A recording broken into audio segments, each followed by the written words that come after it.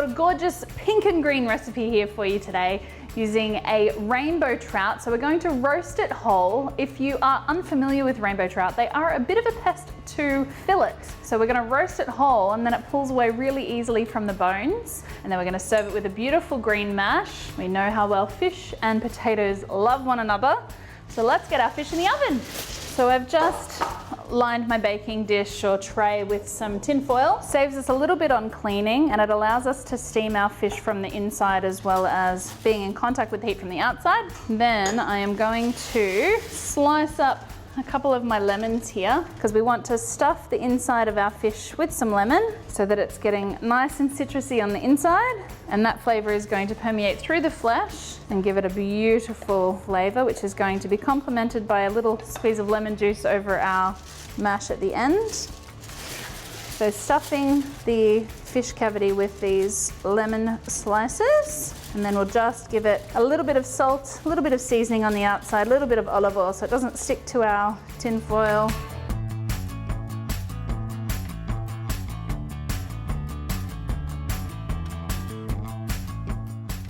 We'll just tuck our fish in nice and tight with that tin foil, top and bottom. Pop them in the oven for 20 minutes. That'll give us enough time to make our green mash.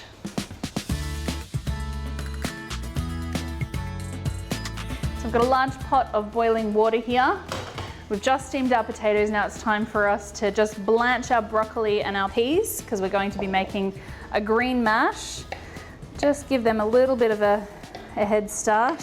So we want it to be just soft enough. Now it's a rough mash, so I'm not expecting it to be vibrant and green and all one texture. We want to be able to see a little bit of everything, but we do want it to be soft enough to break up in our masher. Straight into our water.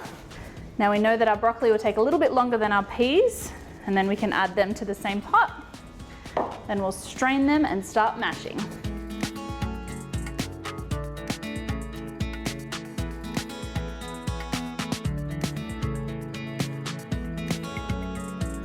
So our broccoli and our peas are cooked through and I've just strained them. So I'm going to add them to our steamed potatoes. We've kept a few peas aside just to garnish at the end. I'm going to add our butter at this point. There's enough residual heat in there for us to melt that. And then we'll add the rest of our ingredients.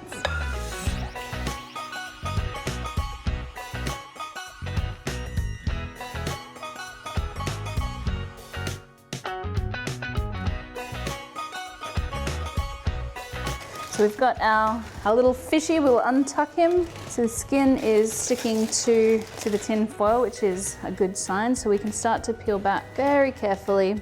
Now you can eat the skin perfectly fine if you want to. I prefer sort of oily fish skin to be crisp myself. So if it's too rubbery for you, you can certainly leave it off, just like I would. Excellent. Now I know I said pink and green. Here's your pink. We got all of our greens sorted. Awesome. So that's nearly ready.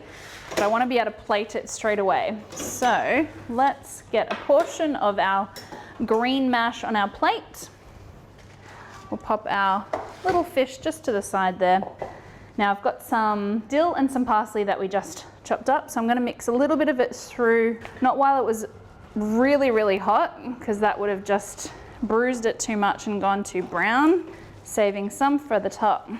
Just so that you've got it in two different layers of flavor. So one that is slightly warmed, create a little sort of nest of our green mash for our salmon to lay on. Now we've got some of those peas that we had put aside and some of the herbs again. And we'll peel away so you can feel the rib cage. It's a little hard to see from there, and it very easily. And I'm trying to be a little bit careful so that we can take it off in. You can see all of the ribs still intact there, so that we can have two nice little portions.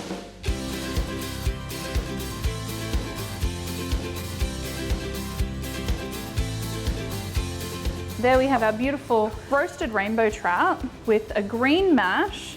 It's essentially fish and potatoes, just a bit better.